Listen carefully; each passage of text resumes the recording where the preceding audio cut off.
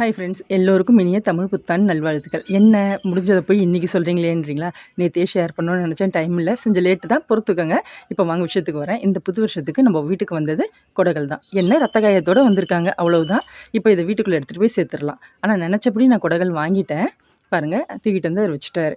இப்போ என்னென்னா, இந்த கொடைகள் வந்து நான் நினச்சேன் வாங்கிட்டு வந்த உடனே அதை சுத்தம் பண்ணுறது கொஞ்சம் அரிசியோ தவிடோ போட்டு அரைப்பாங்க. அரைச்சி அதில் இருக்கிறத வேஸ்ட்டை தூக்கி ஊற்றிட்டு அப்புறம் நம்ம யூஸ் பண்ண ஆரம்பிச்சிருவோம். அது ஒண்டி தான் நம்மளால் அரைக்க முடியுமா? நம்மளுக்கு பழக்கம் இல்லை, இது எப்படி நம்ம பண்ணுவோம் அப்படின்னு யோசனை இருந்தப்போ அம்மி அரைச்சி பழக்கம் இருக்குது. அம்மி வந்து அரைப்பேன் தான், எப்பயாவது அரைப்பேன். அதனால் வந்து இது கொஞ்சம் ஈஸியாக இருக்கும்னு நினச்சேன். ஆனால் இது கைப்பிடி பாருங்களேன் எப்படி இருக்குது. இது வந்து கிரைண்டர் கொடுக்குறா போல் கொடுத்துருக்காங்க. நம்ம ஈஸியாக இருக்கும்னு நினச்ச இடத்துல அது அப்படி இல்லை. அது வந்து பாருங்கள், இப்போ நார்மலாக இருக்கப்போ சுற்றுது இல்லையா? இது வந்து நான் அரிசியை போட்டு அரைச்சப்போ சுத்தலை. ரத்த காயத்தை பார்க்க மனசு கஷ்டமாக இருந்தது. என்ன புது வருஷத்துக்கு வாங்கிட்டு வந்திருக்கோம், இப்படி வந்து கையில் ரத்த காயமாக இருக்கேன்னு கவலையாக இருந்தது. இருந்தாலும் பரவாயில்ல, ஸ்டார்டிங் இப்படி கஷ்டமாக தான் போக நல்லாயிருக்கும், நானே மனசு நிம்மதி பண்ணிக்கிட்டேன். அதை விட நம்மளுக்கு வந்து நம்ம நினச்ச பொருள் வீட்டுக்கு வந்துருச்சு, அதுவே ஹாப்பி தான். ஆனால் நான் நினச்சா போல் கொடைகள் ஆட்டுறது அவ்வளோ ஈஸியாக இல்லை. எப்படி இருந்ததுன்னா, அது சுற்றுது பாருங்க, இங்கே பாருங்க, இப்படி இருக்கப்போ சுற்றுதா, அது அறையில. ஐயோ! எனக்கு முடியலங்க அது. அது வந்து எப்படின்னா முன்னையும் பின்னியுமா இங்கே பாருங்க, அது ஒரு மாதிரி ஸ்டக் ஆகுது. பார்க்க அரைக்கிறா போல தெரியுது இல்லையா? அது வந்து எப்படி சொல்கிறதுன்னு தெரியல. ஒரு மாதிரி முன்னையும் பின்னியுமா ஸ்டக் ஆகி அது அது இன்னும் தோள்பட்டைக்கு வந்து ரொம்ப வலி கொடுக்குதுங்க அது. போக பழகிடும் போல இருக்கு. அது எப்படின்னு தெரியல. சிஸ்டர் நான் வந்து ஒரு சிஸ்டர் சொன்னாங்க, போக பழகிடும், 5 வருஷம் ஆச்சு எனக்குன்னு. ஆனால் அவங்க அப்பப்போ அரைக்க மாட்டாங்களாம். இருந்தா கூட அவ்வளோ வருஷமா? அப்போ எவ்வளோ நாள் நம்ம இதை பழகணும்னு நினைக்கிறப்பே பயமாயிடுச்சுங்க. அப்படியே ஒட்டுது. தெரியுதா உங்களுக்கு? இப்படி முன்ன பின்ன தான் ஆடுது, சுத்தலை, உழலல அது. உழண்டா தானே அது கொஞ்சம் இதுவாக இருக்கும்.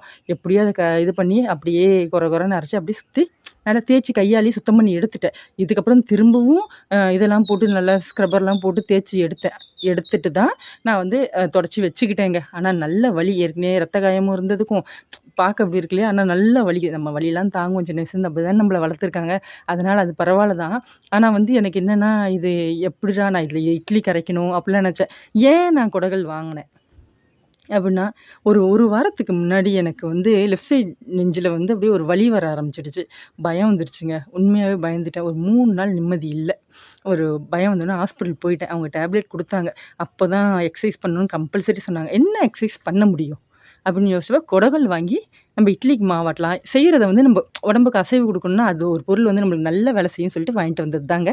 செய்வேனா வாங்கிட்டேன். பார்ப்போம். இந்த கொடைகள் வேறு நம்ம நினைக்கிறா போல இல்லாமல் அது ஸ்டக் ஆகுது. அப்படி கையெல்லாம் வலிக்குதுங்க. சரி விடுங்க, அதை விடுங்க. இப்போ வந்து நம்ம புது வருஷத்துக்கு சமைக்க ஆரம்பிச்சாச்சு. சாம்பார், உருளைக்கிழங்கு, ரொம்ப சிம்பிள் தாங்க. அதான் சொன்னேனே, ரொம்ப பெருசாக எதுவும் அழட்டிக்கல. சுழியும் செய்யலாம் இந்த வாட்டி. சக்கரை பொங்கல் வேண்டாம். என் பசங்க சொன்னாங்க, சக்கரை பொங்கல், பாயாசம் இதெல்லாம் வேணாமா, இனிப்பு தானே செய்யணும், நம்ம சுழியும் செஞ்சு வடைலாம் சுட்டுக்கலாமா அப்படின்னாங்க. சரி, கொஞ்சமாக கொண்டக்கடலை ஊற போட்டு எடுத்துக்கிட்டேன். எப்படியும் அவங்களுக்கு பிடிச்சது தானே செய்ய போகிறோம், இனிப்பு செய்யணும் புது வருஷத்துக்கு அப்படின்னு சொல்லிட்டு சாதம், சாம்பார், உருளைக்கிழங்கு செஞ்சுக்கிட்டேன். சுழியத்துக்கு ரெடி பண்ணேன். இப்போ சுழியத்துக்கு ஒரே ஒரு டிப்ஸ் மட்டும் சொல்கிறேன் பாருங்களேன். இப்போ தேவையான பொருள்லாம் எடுக்கிறோம் இல்லையா? நான் வந்து இப்படி தான் எல்லாமே வந்து ஒன்றா போட்டு கலந்து அப்படி உருண்டை பிடிச்சி வச்சுப்பேன். ஏன்னா உருண்டை பிடிச்சாலே அது பக்குவம் கரெக்டாக தெரிஞ்சிருங்க. இப்போது கடலைப்பருப்பு வேக வச்சு அரைச்சி கொரகொரப்பாக அரைச்சி எடுத்துக்கிட்டேன். தேங்காய் போட்டேன், ஏலக்காய், வெல்லம், இது எல்லாமே ஒரு அளவாகவே எடுத்துக்கிட்டேங்க. எடுத்து இப்போது நான் அப்படியே ஃபுல்லாக நல்லா பிணைஞ்சி உருண்டை பிடிச்சி வச்சுப்பேன். இப்போ இது பிணையிறப்பே தெரியும், தொரன்னு இருந்தால் வெல்லம் அதிகமாக இருக்குது. அப்போ வந்து அது கண்டிப்பாக நம்ம சுடுறப்போ அப்படியே வந்து கரைஞ்சி ஓடும், இல்லைன்னா உடையும், 2ஆக பொளந்துக்கிட்டு வரும் அப்படி. இப்போ வந்து ஒரு மாதிரி வந்து வரன்னு இருக்குன்னா வெல்லம் பத்தலை, நம்ம வெல்லம் போடணும், நம்ம அதை கரெக்டாக மேட்ச் பண்ணணும். இப்போ இது எல்லாமே கரெக்டாக இருக்குது. நான் அப்படி தான் பண்ணிப்பேன். இதை வந்து பாகெல்லாம் கரைச்சி ஊற்ற மாட்டேன் நான் வந்து வெல்லத்தை அப்படியே தான் போடுவேன். இப்போ உருண்டை பிடிக்கிறப்ப பாருங்கள், இப்படி கரெக்டாக இருக்கா? இப்படி பிடிச்சி நான் எல்லாத்தையும் ரெடி பண்ணி வச்சுப்பேன். அப்போ வந்து ஈஸியாக இருக்கும். ஒன்று ஒன்றா அப்படி பிடிச்சிலாம் நம்ம செய்ய முடியாது. இதை வந்து சுழியத்துக்கு இப்படி தான் செய்யணும்.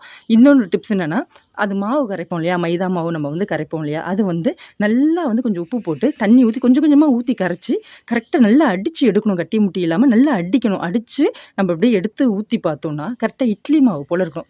அப்படி ஸ்ட்ரெயிட்டாக அப்படியே ஊற்றும், பார்த்தாலே உங்களுக்கு தெரியும் இதுதான் பக்குவம். தண்ணியாக கரைச்சாலாம் அதில் ஒட்டாது, அது கரெக்டாக இருக்காதுங்க. இந்த பக்குவம் வந்து சுழியத்துக்கு கரெக்டான பக்குவமாக இருக்கும். மைதா மாவு அப்படி தான் கரைக்கணும். நான் இப்போ வந்து உருண்டை பிடிச்சி எடுத்துக்கிட்டேன்.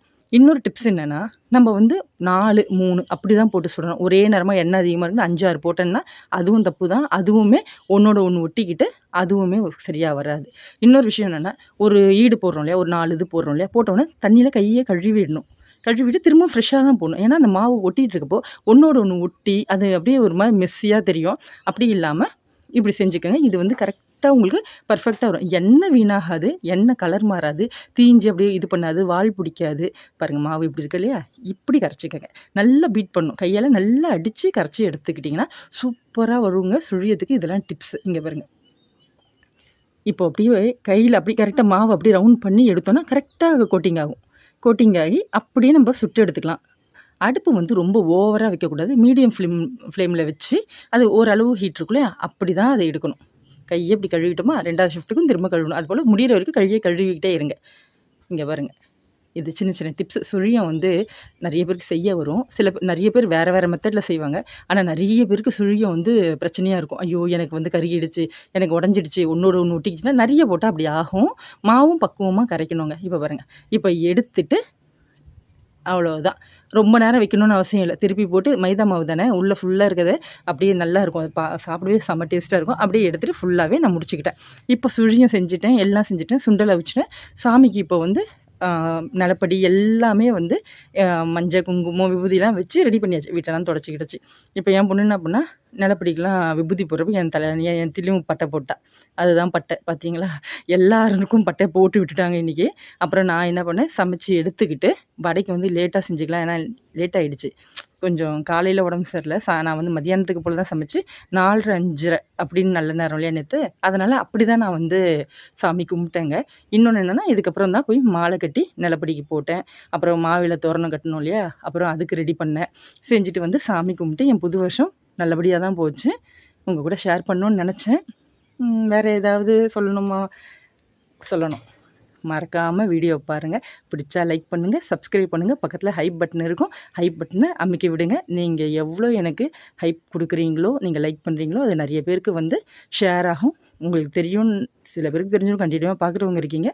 தெரியாதவங்களுக்காக சொல்கிறேன், இது 4வது வருஷம் முடிய போகுது. இன்ன வரைக்குமே நான் அந்த ரீச் இருக்கானா, ரீச் இல்லை. ஆனால் ரீச் இல்லைன்றது கூட அடுத்தது. நம்ம ஒன்று ஆரம்பித்தோம் இல்லையா, கண்டிப்பாக கஷ்டத்துக்காக பணத்துக்காக தான் ஆரம்பித்தேன், இல்லைன்னா சொல்ல முடியாது. அது வந்துருச்சானா அது வரல. அது எதுவும் என்ன நம்ம பண்ணுறதுல என்ன தப்புன்னு தெரியல. நம்ம அந்தளவுக்கு வரல. ஆனால் ரீச் ஆகணும்னு ஆசை இருக்குது. நீங்கள் அதுக்கு சப்போர்ட் பண்ணால் ரொம்ப நல்லாயிருக்கும். ரொம்ப லாங் வருஷம் ஆகிடுச்சுங்க. இவ்வளோ வருஷம்லாம் வந்து ரொம்ப அதிகம்தான். பார்ப்போம். என்ன கையெல்லாம் வலிக்குது, ரொம்ப ஃபுல்லாக மேலேயே கையை தூக்கி இது பண்ணதுக்கு. சாமி கும்பிட்டாச்சு. எல்லாருக்கும் திரும்பவும் ஹாப்பி நியூ இயர். பாய்.